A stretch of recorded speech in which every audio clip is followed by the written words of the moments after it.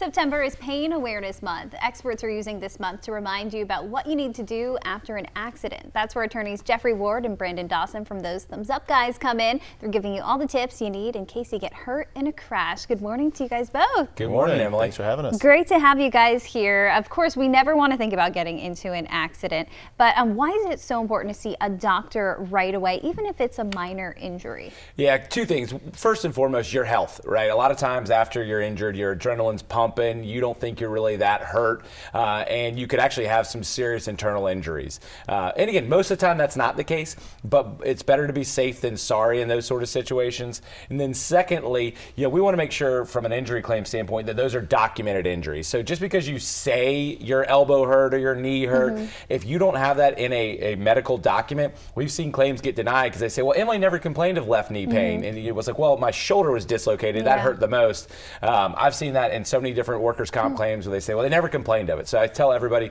always document it by letting the doctor know everything that's hurting, even if one thing's hurting a lot more than the other. Yeah. And we've talked about this other topic before on multiple different occasions. Social media can really impact the outcome of a case. Why is it important to not post those injuries on social media? Well, it's just never going to be used to your advantage. It's always going to be used against you. Defense attorneys, adjusters, they are scouring your social media, see what you're posting, seeing what you're talking about, saving, screenshotting things, just so they can use it against you down the road to diminish a claim, to diminish an injury. You're out with friends at the beach and suddenly you're smiling in a photo a month after a wreck. Maybe you just felt good that particular day, but they're going to use that to say, well, you're not nearly as injured as you said you were in this demand that we got, because look, here's a picture of you happy and with no pain at all. So you just stay away from social media, especially, posting about anything related to a wreck or any type of injury is just a bad idea.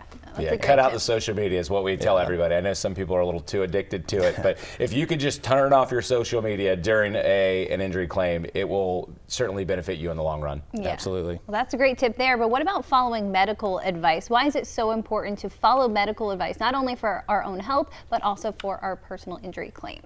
Well, you nailed it. Yeah, for your own health first and foremost, we want to make sure that you get better, and who better to help you out with that than the doctor. And so if you're following the doctor's advice, you're going to get better sooner, which is certainly the goal. And then at the end of the day, when, again, like Jeff mentioned, there's the defense attorneys on the other side, and they're saying, well, Emily, you're still saying you're in pain, but you never went to physical therapy. You didn't go get the MRI or the injections, they said, and you're going, well, I'm in so much pain and I might do it in the future. They go, well, it's been 2 years since your wreck. You haven't done any of it. We're not going to pay for any future medical care that you've never done.